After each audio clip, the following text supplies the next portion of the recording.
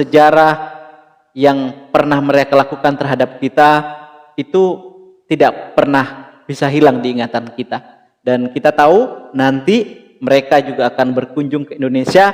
Tidak berarti saya mengajak teman-teman untuk membalas sakit hati kita, tapi justru saya ingin mengatakan kepada teman-teman semuanya, kita jaga kesopanan, kita harus hormati dia meskipun nantinya mereka datang ke tempat kita tidak perlu memperlakukan apa yang pernah dia lakukan terhadap kita. Kesakitan kita tidak harus kita balas. Baik maupun secara untuk PB Bhinneka, hati-hati di jalan Pak, teruskan perjuangan. Kalau saya sendiri secara pribadi Pak. Assalamualaikum warahmatullahi wabarakatuh. Apa kabar teman-teman? Semoga hari ini kita semua selalu dalam lindungan Allah Subhanahu wa taala dan keluarga senantiasa diberikan kesehatan dan rezeki yang berlimpah begitu. Jumpa lagi bersama saya Biodika Sport Channel di sini dan sengaja saya memakai baju ini karena Anda tahu semua kita akan ke sini sebentar lagi. Kita akan membawa Indonesia ke negara ini dalam rangka mengikuti Piala Dunia, teman-teman. Kita harus optimis itu. Dan hari ini, hari Senin, besok tentu kita sudah melakoni pertandingan berikutnya timnas Indonesia kita dan kita wajib untuk mendukungnya, teman-teman. Kita tahu bahwasanya kemarin di Bahrain kita banyak dicurangi, tapi saya tidak ingin membahas tentang Bahrain. Bahrain adalah sesuatu yang menyakitkan kemarin, tapi kali ini semuanya sudah berlalu, hilang semuanya, tapi tetap sejarah yang pernah mereka lakukan terhadap kita itu tidak pernah bisa hilang di ingatan kita. Dan kita tahu nanti mereka juga akan berkunjung ke Indonesia. Tidak berarti saya mengajak teman-teman untuk membalas sakit hati kita, tapi justru saya ingin mengatakan kepada teman-teman semuanya, kita jaga kesopanan, kita harus hormati dia meskipun nantinya mereka datang ke tempat kita tidak perlu memperlakukan apa yang pernah dia lakukan terhadap kita. Kesakitan kita tidak harus kita balas ketika mereka datang ke kandang kita. Nah, teman-teman, hari ini kita tahu bahwa timnas Indonesia yang ada di China, begitu tepatnya di Qingdao apa? Qingdao ya. Pokoknya begitulah teman-teman. Meskipun saya masih juga berketurunan dari sana, tapi saya adalah Indonesia. Hidup mati saya adalah Indonesia, keluarga besar saya adalah Indonesia, dan saya yakin teman-teman juga demikian begitu. Semuanya adalah Indonesia. Nah, kita tahu mereka sudah sampai dan hari pertama, hari kedua, dan hingga saat ini mereka terus menjaga kebugarannya masing-masing dan terus berlatih seperti halnya kemarin mereka terus berlatih dan memantapkan strategi begitu ya untuk mempersiapkan bagaimana kita menghadapi Cina besok. Saya tahu bahwa kita mampu menghadapi Cina dan kita mampu mendapatkan poin karena di atas kertas Cina adalah tim yang saat ini di grup C, grup bersama kita itu belum pernah mendapatkan kemenangan, teman-teman ya. Sementara kita ya sama, kita juga belum pernah mendapatkan kemenangan, tapi ingat kita tidak pernah kalah di 3 pertandingan. Itu luar biasa dan kita tidak pernah kebobolan banyak melawan Australia. Tidak pernah Australia bisa menciptakan 1 gol pun untuk kita ke gawang kita. Begitu juga Arab Saudi hanya mencetak 1 gol, itu pun setelah kita mencetak gol. Bahrain setengah mati mengalahkan kita, teman-teman. Artinya adalah bahwa di 2 pertandingan Cina, saya yakin Sintayong sudah mengetahui dan membaca strategi apa yang akan diterapkan oleh Cina di pertandingan besok di Stadion Qingdao China. Jadi jangan lupa teman-teman, kita berbondong-bondong untuk memberikan support kepada timnas Indonesia. Nah, kembali lagi bahwasanya saya yakin Sintayong sudah bisa memahami strategi yang akan nanti diterapkan oleh Cina, sehingga pada saat latihan Sintayong sudah memberikan instruksi siapa yang harus menjaga siapa yang harus memarking siapa, dan kita tahu bahwasanya di pertandingan pertama ada 3 orang di sini punggawa timnas Indonesia yang mengalami cedera. Pertama adalah Sandy Walsh. Kita tahu Sandy Walsh kemarin sudah agak tidak terlalu bagus karena cedera begitu kawan-kawan. Sebelum itu mereka tampil luar biasa begitu kan ya.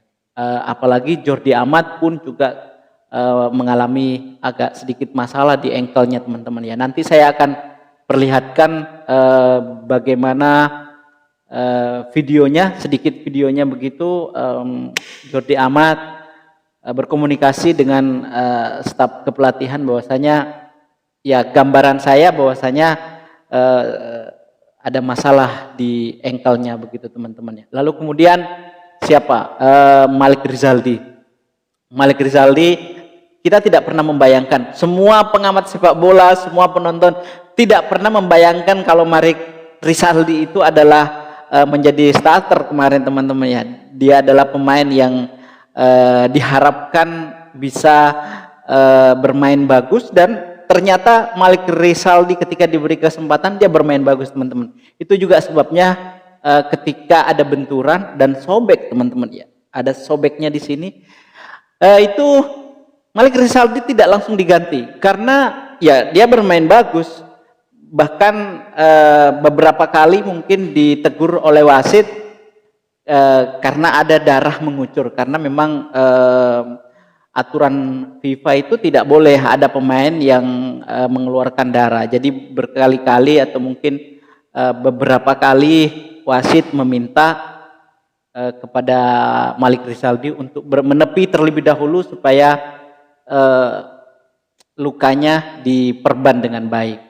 Nah, ketika ditanya begitu, apakah ini merasakan sakit, dia mengatakan bahwa pada saat kami bermain, ya kami tidak merasakan apa-apa.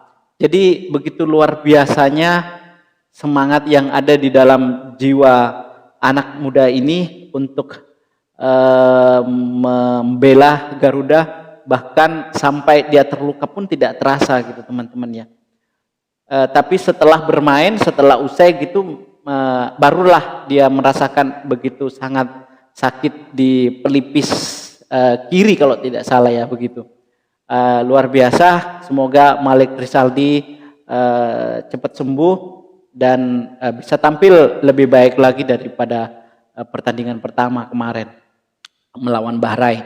Jadi 3 orang ini hanya ada cedera kecil teman-teman ya. Ya, dan saya pikir nggak ada masalah ya. Kita tahu bahwasanya semuanya berlatih dengan baik. Martin Paes juga semuanya nggak ada masalah dan siap tampil teman-teman.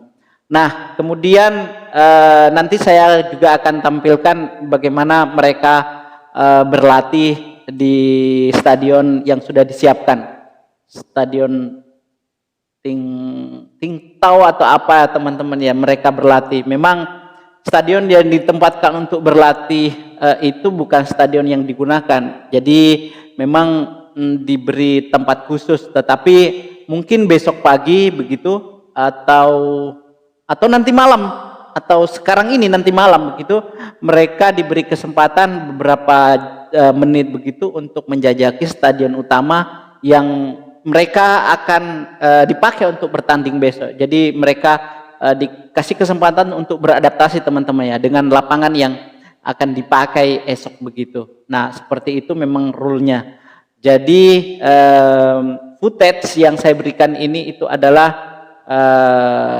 di mana mereka berlatih teman-teman. Nah, ada pertanyaan, apakah boleh kita meliput atau wartawan meliput di mana di dalam stadion begitu? Apakah itu tidak memungkinkan secara langsung atau tidak langsung kita memberikan informasi teknik kita yang diterapkan di dalam latihan itu kepada tim lawan nantinya?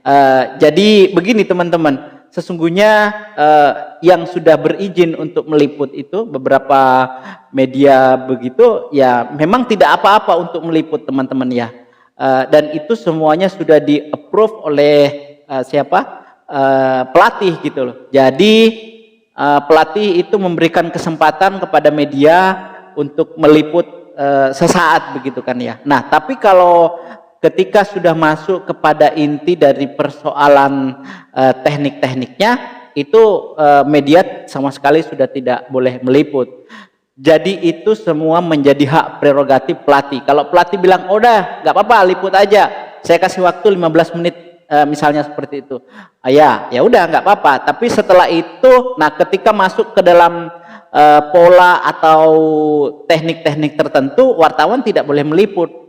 Makanya teman-teman, video yang kadang-kadang diambil oleh para wartawan itu hanya video-video kecil, hanya video-video dasar dia berlari, bagaimana dia berkomunikasi, bagaimana suasana latihan seperti apa, dan kadang-kadang mereka menyorot pemain-pemain yang masih cedera atau tidak. Jadi seperti itu, jadi nggak ada masalah. Jadi jangan sampai kemudian ada teman-teman di luar sana itu beranggapan bahwa media kadang menjadi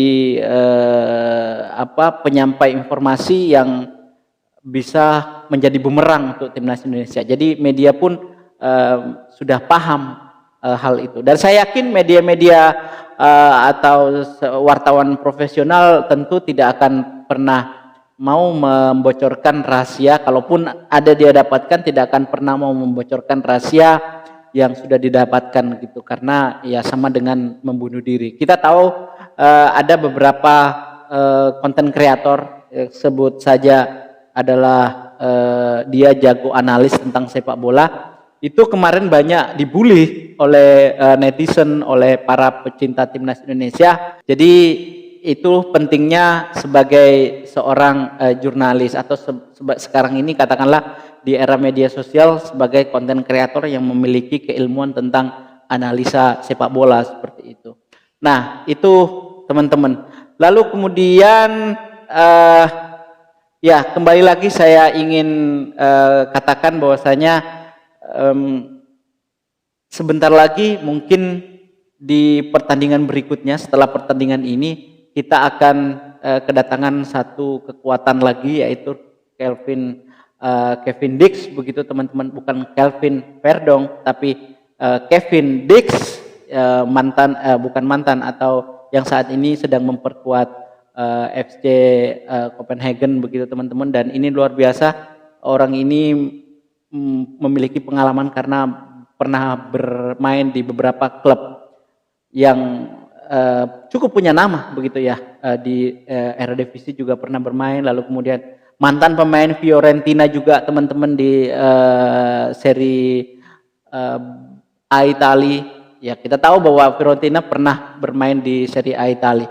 Tidak tahu waktu itu apakah bergabungnya Kevin Dix itu sudah terdegradasi di seri B gitu atau seperti apa. Tapi pada dasarnya ini adalah pemain yang bisa tentu menguatkan lini pertahanan Indonesia. Kita tahu seperti sekarang ini Justin Hubner sedang cedera, Jordi Amat tidak berada di performa terbaiknya, lalu kemudian Sandy Walsh kemarin juga ada cedera dan sempat diganti.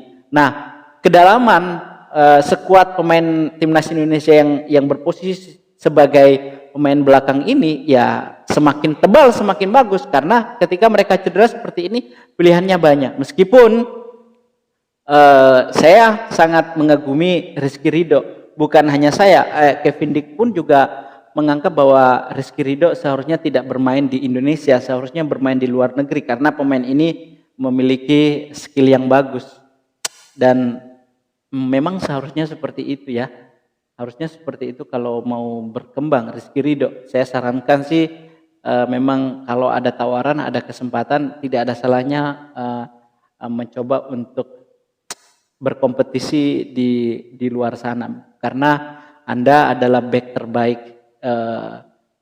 di Indonesia, bahkan mungkin di Asia Tenggara saat ini, teman-teman.